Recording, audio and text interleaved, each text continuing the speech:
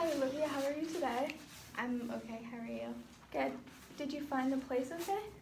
Yeah, it was pretty easy to find. Good. So from your files, it looks like you got referred here by your doctor I did. with some mental health Yes. concerns. I've recently been diagnosed with depression and general anxiety. And I've also been recently going through a breakup with my ex-boyfriend. Okay, so before we get more into that, I'm going to go over confidentiality Okay. so that you have like a good understanding and you feel like you're in a safe place. Okay. So basically, whatever you say to me in this room stays in this room. There are some cases where I have to break confidentiality, and that's if you disclose your self-harming yourself, abuse to child or elders, and if I'm court-ordered. Okay. Does that sound okay with you? Do you have any questions? No. No? Okay. So tell me a bit more about your mental health and how it's affecting you in your everyday life. That's a big part of why my boyfriend and I broke up, I feel. It kind of just came out of nowhere. I struggle with it like daily. It's like really, really hard to deal with. I feel like some days like I just don't want to get out of bed. And I don't feel like motivated, like I can't go into work. Like I don't want to go to school. Like I have like a bunch of assignments that I've like missed on. Like I've like been really struggling, and it's like been affecting like everything in my life. So I can see that you are struggling, but with that, who are your positive supports that you have in your life right now? I don't have anyone anymore. I mean, I guess my psychiatrist, because we do get to talk about, obviously, like how I'm feeling and everything like that. But like my boyfriend was that person that I went to, but now since we're not together, I'm like struggling even more. Okay, so I'm sorry to hear that. What are some ways that you are able to cope with this, like not getting out of bed, feeling like lonely and stuff? How do you cope with that with yourself right now? I've been trying to like use dating apps as a way to like distract myself and like my ex. Do you feel like those dating apps have helped you, or do you feel like they've made you feel more like bad about yourself? A little bit of both. So how do you think they've helped you? What ways do you think they've helped you? I get to like socialize with other people, even if it's just for an hour. You know. So you enjoy just having the chance to talk to other people? And finding like some sort of connection. Have you been able to like even talk to people as in friends, like meet friends on these apps? I find it like very hard to like meet friends, especially when it's like on like online apps in general, because a lot of people do use it as a source of like finding someone to be in a relationship with. But I don't know, like I feel like if I do have friends, it's generally male friends. I'm not too like fond of being friends with females just because I find them kind of dramatic, and I don't want any drama in my life. Yeah, can totally relate. So have you came out to anyone with your mental illness? Because I know it's a recent diagnosis. Unfortunately, I wish I didn't. I came out to my mom a couple weeks ago, and this was already dealt with, but I was self-harming, and she found that out, so I had to explain everything to her, but then she kind of blew up about it. Like, she was angry. Like, she wasn't, like, supportive or, like, empathetic. She was just, like, angry. So in what ways do you think she was angry? Like, explain to me how you see her as angry. Well, looking back at it, I feel like maybe she was just angry in the sense that, like, I was keeping it from her, yeah, but, like, also, she's my mom. Like, she probably wanted to be able to be there for me and help me, but obviously didn't know how. And obviously, like, I feel maybe she was just, like, kind of in shock because she probably didn't think that I could be capable of anything like that. Mm-hmm. Because my entire, like, childhood, I've been, like, a happy, like, go lucky kid, and all of a sudden, like, I'm not so great, and then, like, everything's just going downhill from there. Mm-hmm. And I'm sure she, like, doesn't see you as that way, and she's not trying to, like, portray you as that way. It's Right. just, like, maybe she doesn't know how to deal with her emotions either, or how to, like, Yeah. what to say to you right now. Yeah. Because, like, maybe she feels like she needs to say, like, the right thing always. Mm-hmm. You know, like, I'm sure she's just struggling herself. So I want to bring it back to your ex. Can you tell me a bit more what happened there and how it's, like, affecting your mental health, like, constantly, and, like, how it's making you not want to get out of bed and stuff? Well, I feel like it's more so the fact that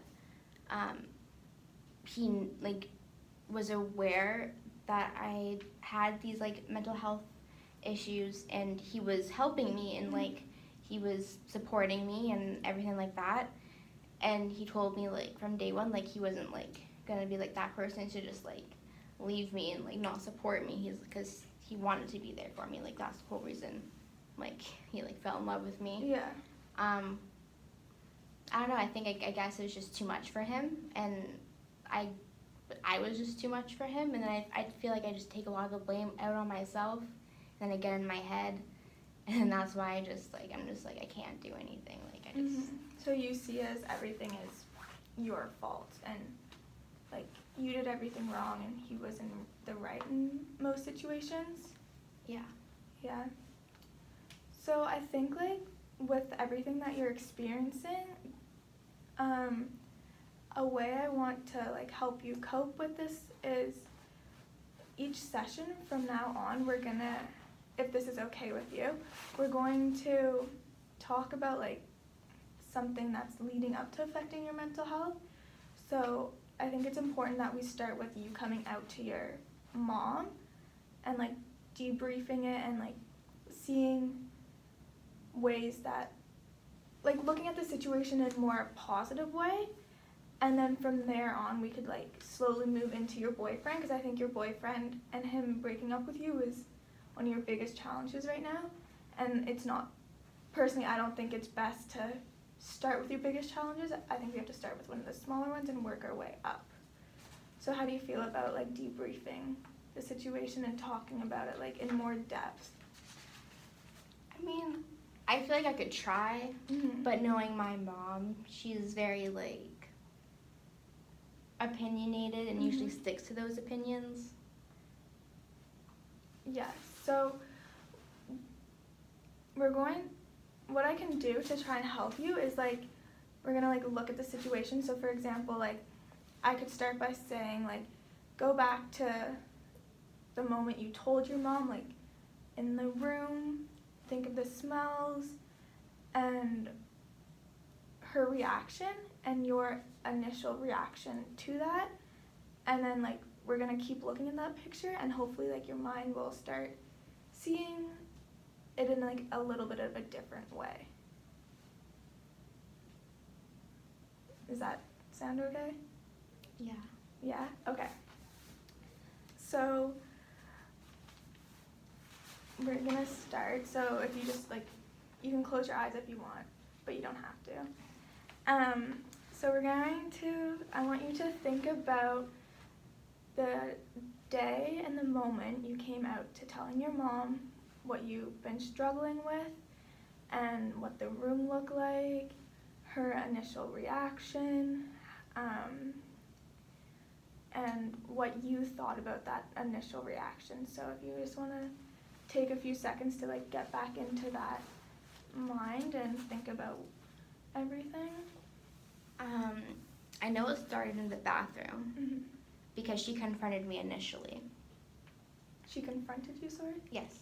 And then that's how I, like, opened up because she like, I don't know, she found out.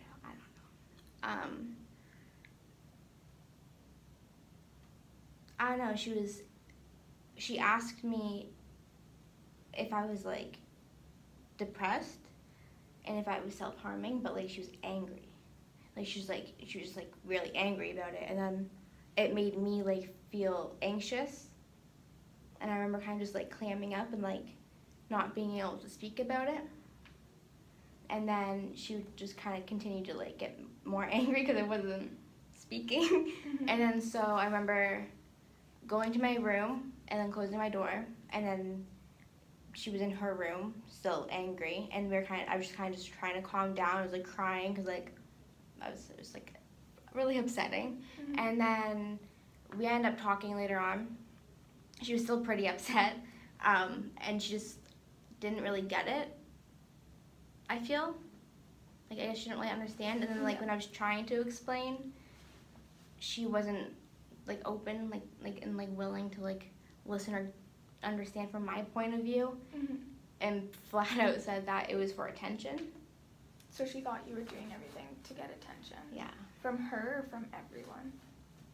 I don't know. She just said that. Just for attention? Yeah. That is definitely really hard to hear, especially from your own mom. Like, the one person who I thought would be, like, the person who'd want to support me and, like... No, yeah, I totally understand. So, if you could go back to that day and, like, retell your mom and seeing her reaction, what would you, like, hope to see? Honestly, I'd kind of just wish I'd just come out and tell her myself, just so that wouldn't happen. Do you wish you told her, like, right when you found out, or do you wish, like, you still hid it for a bit? Probably right when I found out, because during that time, it was kind of a couple months in to when I started feeling, and, like, I, like, went to, like, the doctor without my mom's, like, knowledge, because, like, I didn't want her to know at the time. I wasn't comfortable telling her anything. And I got diagnosed, and then, I guess I just kind of was careless, and she just found out and kind of just knew. So I had to just, like, tell her. So if you went back, would you want her to be angry, or would you want her to be happy? I'd want her to be, like, supportive and, like, empathetic, like, sad. Like, I wouldn't want her to be, like, mad. Like, I'd want her to feel like she actually, like cares about my well-being and not just, like, angry that I would do something like that. Like, it's not on me that I did something like that. It's, like, I wasn't in the right state of mind when I did that. What ways would you like your mom to support you? I feel like we don't really have a good, like, verbal communication. Like, we don't really talk a whole lot. Like, I lived with her for, like, how many years, and we don't really talk a whole lot. So I've never been close with my mom in the sense that I've, like, told her things, and, like, I've told her how I felt, and I've talked about, like, oh, like, my boyfriends or who I have crushes on, or, like, like, we never had, like, girls' nights, and where we, like, go and do things, like. So, again, if you could go back, would you change that, and how do you think you'd change that, like, yourself? Like, would you ask her to do more things? Would you, like, want to hang out with her? Like, maybe not be so much in your room if that's what you're doing right now?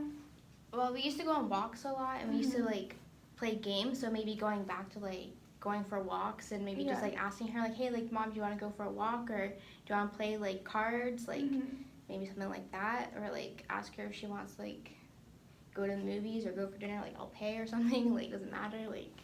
So you and your mom, like, used to have a strong enough relationship. Like, you used to have your strengths, and every mom and daughter have their ups and downs. Yeah.